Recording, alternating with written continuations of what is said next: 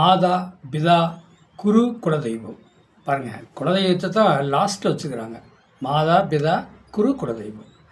அப்போ மாதா, பிதா, குரு, குலதெய்வம்னு ஏன் கொடுத்துருக்காங்க அப்படின்னு கேட்டிங்கன்னா, அம்மா, அப்பா, ரெண்டாவது குருமார்கள். குரு அம்மா, தந்தை தான் ஆசிரியர்கிட்ட கொண்டு விடுறாங்க குழந்தைகளை படிக்க வைக்கிறதுக்காக. அப்போ அந்த ஆசிரியர்கிட்ட குழந்தைய கொண்டு மாதா, பிதா, குருகிட்ட கொண்டு ஒப்படைக்கும்போது அப்போ அது வழி நடத்துகிறார் குரு பகவான். அந்த குருனா நம்ம ஆசிரியர்னு சொல்லலாம். ஆசிரியர் இப்போ 10th ஆசிரியர் அப்படின்னா, நீங்கள் இப்போ இங்கிலீஷ் மீடியம் வராங்க, 1வதுலேருந்து வராங்க அப்படின்னால, இப்போ ப்ரைவேட்டு ஸ்கூல் வேறு, இப்போ கவர்மெண்ட் ஸ்கூல் அது நிர்வாகம் வேறு.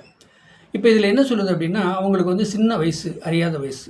9th 10thலாம் ஆசிரியரை மதிக்க தெரியும். நீங்கள் மெயினாக ஆசிரியரை மதிக்கணும். +1 +2லேயே ஆசிரியர் மதிக்கணும். எப்போவுமே அந்த ஆசிரியரை நீங்கள் மதித்து நடந்தீங்கன்னா அவங்களுடைய ஆசீர்வாதம் வேணுங்க. மாதா, குரு, அதாவது மாதா, பிதா, குரு, குலதெய்வம்.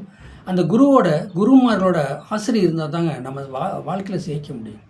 குருமார்களோட ஆசிரியர் இல்லைன்னா கண்டிப்பாக ஜெயிக்க முடியும். இப்போ நீங்கள் குலதெய்வத்துக்கு போகிறீங்க, லாஸ்ட்டாக தான் குலதெய்வத்துக்கு கொடுத்துக்கிறாங்க. அப்போ அந்த குலதெய்வத்துக்கு போகும்போது மாதா, பிதா, குரு இவங்களுடைய ஆசீர்வாதத்தோடு நீங்கள் குலதெய்வத்துக்கு போய் பாருங்கள். கண்டிப்பாக அந்த குலதெய்வம் உங்களுக்கு அனுக்கிரகம் பண்ணும்.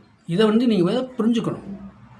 சில பேர் பார்த்திங்கன்னா, அது புரியாத புதிராக இருக்கிறாங்க. ஆசிரியரோட சண்டை கட்டுறாங்க, என்னென்னமோ பண்ணாங்க. அது தப்பான அது. நான் இந்த 9th 10th +1 +2 படிக்கிற பிள்ளைகளுக்கு நான் சொல்கிறேன், மாதா, பிதா, குரு, குலதெய்வம் உங்கள் குருமார்கள். அப்போ ஆசிரியர் தான் உங்களுக்கு குரு. அந்த குருமார்களை நீங்கள் மதித்து நடங்க.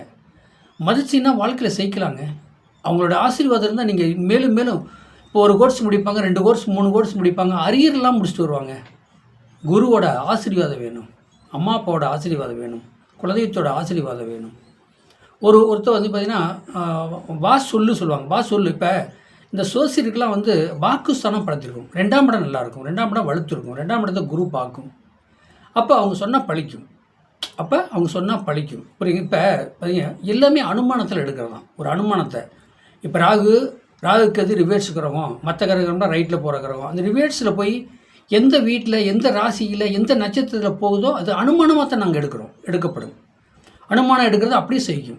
அப்போ சொல்கிறது வாக்கு பழிக்கணும்ல, வாக்கு பழிதனம், வாக்கு பழிக்கணும், சொன்னால் வாக்கு பழிக்கணும்.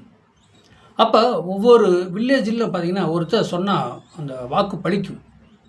நீ விளங்காமல் போயிடுன்னா அந்த மாதிரி அவங்க விளங்காமல் போகிற மாதிரி, நீ நல்ல முறையில் இருப்பவோ நல்லா இருக்குன்னு வாழ்த்துறாங்கன்னா நல்லா இருக்கிறாங்க. இப்படி அந்த வாக்கு சொல் அவங்களாம் கிரகத்தோட ஒன்றி இருக்கிறாங்க. இந்த பிரபஞ்சத்தோட கிரகத்தோட ஒன்றி இருக்கிறாங்க, தெய்வத்தோட ஒன்றி இருப்பாங்க. அவங்களுக்கு என்ன சொல்லுது, வேறு தப்பான எண்ணம் அவங்க வாயில் என்ன வருதோ அதை சொல்லிட்டு போயிட்டு இருப்பாங்க.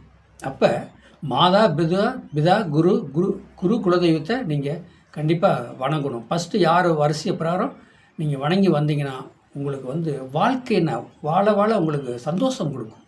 உங்கள் வாழ்க்கை இன்பமாக இருக்கும், நீங்கள் சந்தோஷமாக வாழுவீங்க. புரியுதுங்களா? அப்போ ஒருத்தர் பல்லில் விழக்கூடாது, ஒருத்தர் வாயில் விழக்கூடாது. ஒருத்தர் ஒரு அனாவசியமாக பேசுனா நீங்கள் திருப்பி பேசாதீங்க. உங்கள் கர்மா அவங்க கர்மா உங்களுக்கு வந்துடும். அசிங்கமாக அனாவசியமாக பேசுகிறாங்க அப்படின்னா அவங்க சொல்லு பழிச்சிடும்.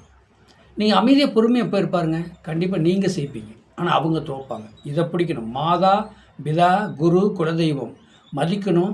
அவங்களோட ஆசீர்வாதம் உங்களுக்கு கண்டிப்பாக இருந்தால் வாழ்க்கையில் நீங்கள் ஜெயிச்சு போயிட்டே இருப்பீங்க. என்னுடைய குருமாரெலாம் பார்த்திங்கன்னா, அவங்கெல்லாம் அவ்வளோ எனக்கு கொடுத்த டீச்சிங் கொடுத்தாங்க. எனக்கு ஒரு ஆச்சரியமாக இருக்குது. அதெல்லாம் இறைவன் கொடுத்த கிஃப்ட்டு. இந்த பிரபஞ்சம் பஞ்சபூத நவக்கிரகம் கொடுத்த கிஃப்ட்டு.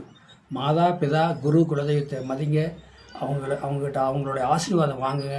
நீங்கள் வாழ்க்கையில் சேர்ப்பீங்க, வாழ்க்கையில் முன்னுக்கு வருவீங்க. வாழ்க வளமுடன். வாழ்த்துக்கள். என்னுடைய சேனலை சப்ஸ்கிரைப் பண்ணுங்கள், பெல் பட்டன் ஆன் பண்ணுங்கள், மற்றவங்களுக்கு ஷேர் பண்ணுங்கள். 95 14 77 10 74 நம்பருக்கு வாட்ஸ்அப்பில் சாதகம் அனுப்புங்க.